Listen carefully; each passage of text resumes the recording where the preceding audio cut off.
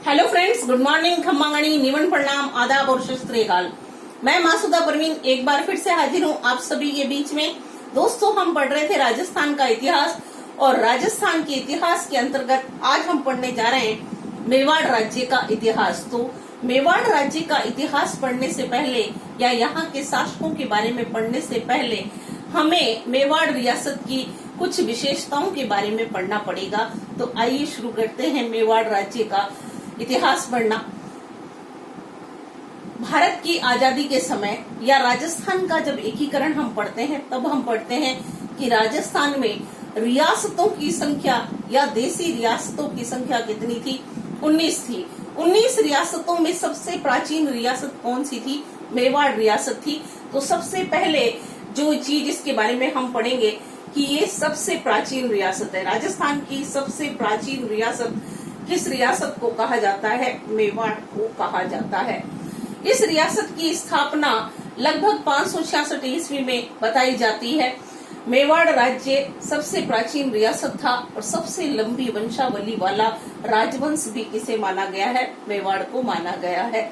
मेवाड़ के लिए इस क्षेत्र को महाभारत काल में, अगर हम प्राचीन समय की बात करते हैं तो यह क्षेत्र किस नाम से जाना जाता था? शीवी या कीवी जनपद के नाम से जाना जाता था। जब हम प्राचीन भारत पढ़ेंगे तो आप पढ़ते हैं कि अंगुत्तर निकाय, जो कि एक बौद्ध ग्रंथ है, उसमें 16 महाजनपदों का उल्लेख मिलता है। राजस्थान में भी कुछ महाजनपद थे, जिसमें आपने पढ़ा था मत्स्य, जिसकी राजधानी कौन सी थी? विराट नगरी थी। बैराट सभ्यता जब मैंने आपको पढ़ाया था तब इसके बारे में पढ़ाया था। तो वो महाजनपद थे, क्षेत्रफल में बड़े थे, जनसंख्या की दृष्टि से बड़े थे। ये छोटा था, इसलिए सिर्फ क्या था? जनपद। जनपद शब्द दो शब्दों के मेल से बना है। एक तो होता है जन और दूसरा है पद। जन मीन्स होता है जनता, पीपल, लोग, और पद मीन्स होता है पैर, फीट। जहाँ जहाँ पर लोगों के चरण पड़े या जहाँ जहाँ जाकर लोग रहने लगे, लोगों ने अपने परमानेंट सेटलमेंट यानी स्थायी बस्तियां बसाई, वह जगह किस नाम से जानी गई? जनपद। और अगर उनका क्षेत्रफल बढ़ गया, जनसंख्या बढ़ गई, तो वो क्या कहलाने लग गए? महाजनपद कहलाने लग गए। तो शीवी या कीवी एक जनपद था के नाम से मेवाड़, जो भी हम कहते हैं, वो क्षेत्र जाना जाता था। इसकी राजधानी थी मध्यमिका, जिसको हम अभी वर्तमान में क्या कहते हैं? नगरी कहते हैं। मध्यमिका या नगरी इसकी राजधानी हुआ करती थी। किसकी? मेवाड़ रियासत की या मेवाड़ राज्य की राजधानी किसे कहते थे? मध्यमिका, या फिर हम किसको कहते थे, जो वर्तमान में अभी कहा है? नगरी। तो ये मेवाड़ के लिए कुछ विशेषताएं हमने पढ़ी। सबसे प्राचीन रियासत, सबसे लंबी वंशावली वाला राजवंश भी यही है। प्राचीन नाम था, महाभारत काल कह सकते हैं, या प्राचीन जो इम्पोर्टेंस देखते हैं तो नाम क्या है? शीवी या कीवी जनपद, और इसकी राजधानी थी मध्यमिका या फिर क्या था? नगरी। अब देखिए, मेवाड़ रियासत जो है, इसके अंतर्गत कौन कौन से क्षेत्र सम्मिलित थे? मेवाड़ जो रियासत है, माना कि ये कौन सी रियासत है? मेवाड़। मेवाड़ राज्य जो क्षेत्र है, मेवाड़ राज्य कह सकते हैं या मेवाड़ क्षेत्र, इसमें वर्तमान में कौन कौन से जिले सम्मिलित हैं? तो वर्तमान में सबसे पहले इसमें लगता है भीलवाड़ा का कुछ क्षेत्र। भीलवाड़ा का कुछ क्षेत्र इसमें आएगा। सेकंड, राजसमंद लगभग पूरा का पूरा मेवाड़ क्षेत्र के अंतर्गत आता है। तीसरा आपके आता है कौन सा? उदयपुर। और चौथा आपके आता है कौन सा? चित्तौड़। ये जो 4 जिले हैं, ये किसके अंतर्गत हैं? वर्तमान मेवाड़ राज्य क्षेत्र के अंतर्गत सम्मिलित हैं। ये फर्स्ट है भीलवाड़ा, सेकंड है राजसमंद, थर्ड है उदयपुर और फोर्थ आपका कौन सा है? चित्तौड़। ये वर्तमान जो है मेवाड़ राज्य क्षेत्र के अंतर्गत आते हैं। प्राचीन समय में यहाँ पर मेर जाति का अधिकार था, और मेर लिखा हुआ है, कई जगह आपको मेद लिखा हुआ मिलेगा। मलेच्छों को हराने के कारण इस क्षेत्र का नाम प्राचीन हमें क्या मिलता है? इसका नाम पढ़ने के लिए मिलता है मेदपाट, या इसे किस नाम से जाना जाता है? प्रागवाड़। कालांतर में समय बढ़ता गया धीरे धीरे आगे, और इससे मेदपाट से किस नाम से जाने लग गया? मेवाड़ के नाम से जाना जाने लग गया। यानी मेदपाट क्षेत्र ही कौन सा है, या प्रागवाड़ क्षेत्र वर्तमान में कौन सा है? मेवाड़ है, और मेवाड़ में वर्तमान में आपके कितने जिले सम्मिलित हैं? 4 हैं। भीलवाड़ा का कुछ क्षेत्र, राजमंदपुर आएगा, उदयपुर और चित्तौड़ इसके अंतर्गत आते हैं। अब देखिए, हम पढ़ते हैं मेवाड़ राज्य के झंडे के बारे में। देखिए, मेवाड़ रियासत का जो झंडा है उसके बारे में बात कर लेते हैं, जिससे काफी सारी जानकारी हमको देखने के लिए मिलती है। इससे मेवाड़ रियासत का जो झंडा है उससे हमें बहुत सारी चीजें देखने को मिलती है। देखिए, मेवाड़ रियासत का झंडा कैसा है, तो यहाँ पर आपको इस तरह से एक दिखाई देगा, ऐसे करके मेवाड़ रियासत का झंडा। यहाँ पर एक चित्र अंकित है, वह किसका है? सूर्य का चित्र अंकित है। यह चित्र किसका है? सूर्य का। ध्यान से देखिए, सूर्य का चित्र अंकित है, जिसके आधार पर हमने क्या माना है कि मेवाड़ के शासक कौन है? सूर्यवंशी हैं।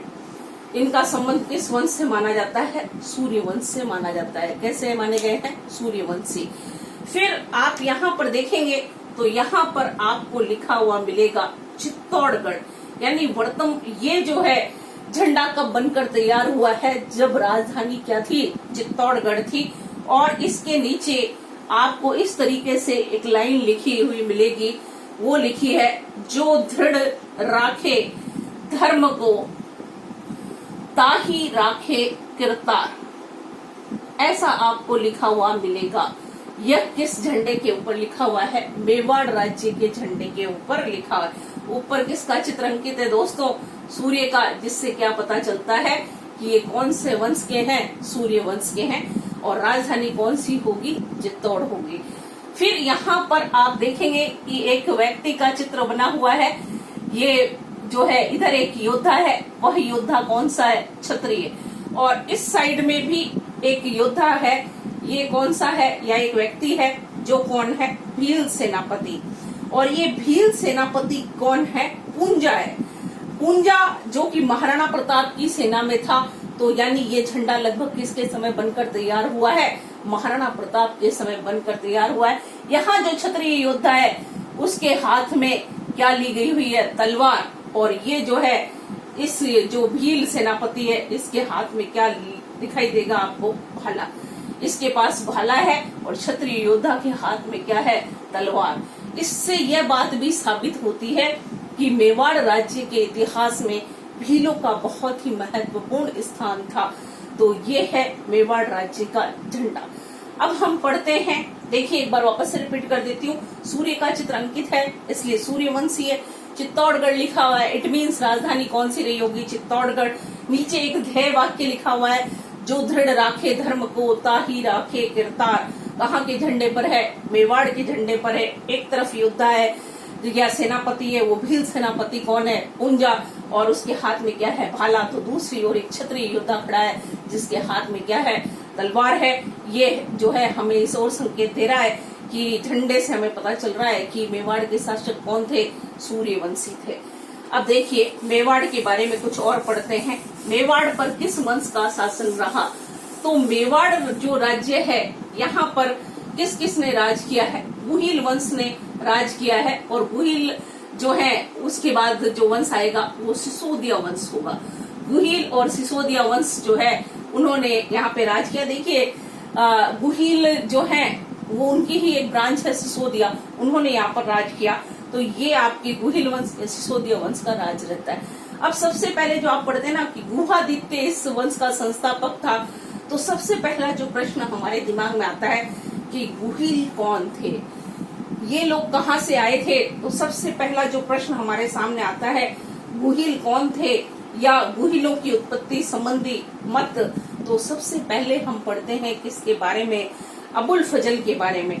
अबुल फजल साहब ये कहते हैं, अबुल फजल ने क्या बताया है? अबुल फजल ने बताया कि गुहिल जो हैं, ईरान का एक शासक था। ईरान का जो शासक है या बादशाह था, जिसका नाम क्या था? नौशे खान। नौशे खान की संतान या उसके वंशज कौन है? गुहिल थे। वापस से बता देती हूँ। देखिए, अबुल फजल साहब ऐसा लिखते हैं कि ईरान का एक बादशाह था जिसका नाम नौशे खान था। नौशे खान का एक पुत्र था जिसका नाम था नौशेजाद। और उसकी माता का नाम था रूमी, जो कि ईरान के राजा कैसर की पुत्री थी। उन्होंने अपना धर्म छोड़ दिया और ईसाई धर्म को स्वीकार कर लिया और नौशेजाद यहाँ से जाते हैं ईरान लड़ने के लिए, वो वहीं पे मर जाते हैं और उनकी संतान जो यहाँ पर रहती है उन्हीं के वंशज कौन है, गुहिल वंशी हैं। लेकिन इस मत को इतनी मान्यता नहीं मिलती है। फिर दूसरा हम पढ़ते हैं कर्नल टॉड की बात। अगर कर्नल टॉड की बात मान ली जाए तो उन्होंने क्या बताया कि जो है ये एक ब्राह्मण थे, शिलादित्य नामक ब्राह्मण के वंशज कौन कहलाए हैं, गुहिल कहलाए। Doctor D.R. भंडारकर, गोपीनाथ शर्मा और आहड़ का शिलालेख भी ये कहता है कि ये जो है गुहिल कौन थे, ब्राह्मण थे। जबकि मुहणोत नैन्सी के अनुसार ये लोग कौन थे, सूर्यवंशी थे।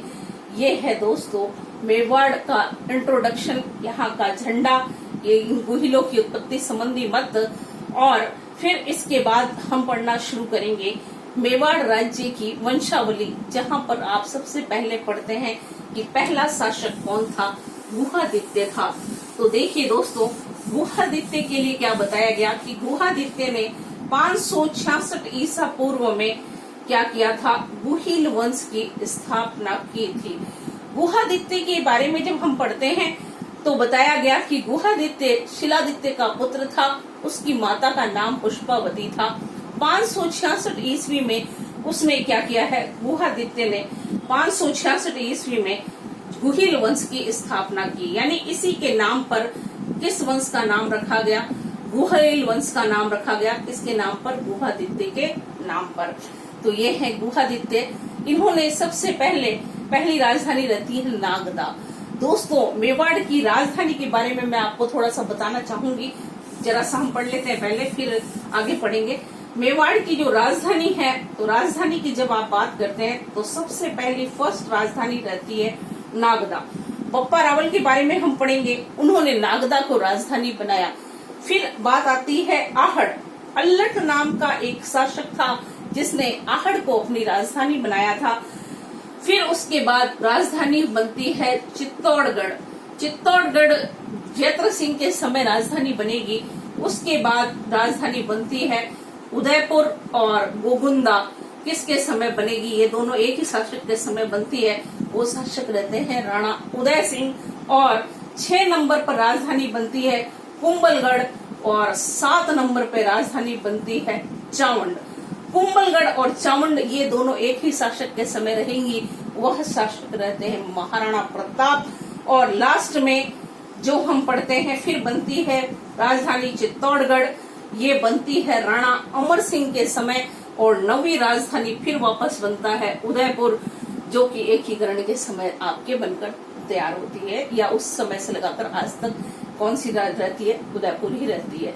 तो दोस्तों कल से हम पढ़ना शुरू करेंगे मेवाड़ के जो शासक हैं उनके बारे में। फिर मिलते हैं, तब तक के लिए सी यू, बाय बाय टुमारो।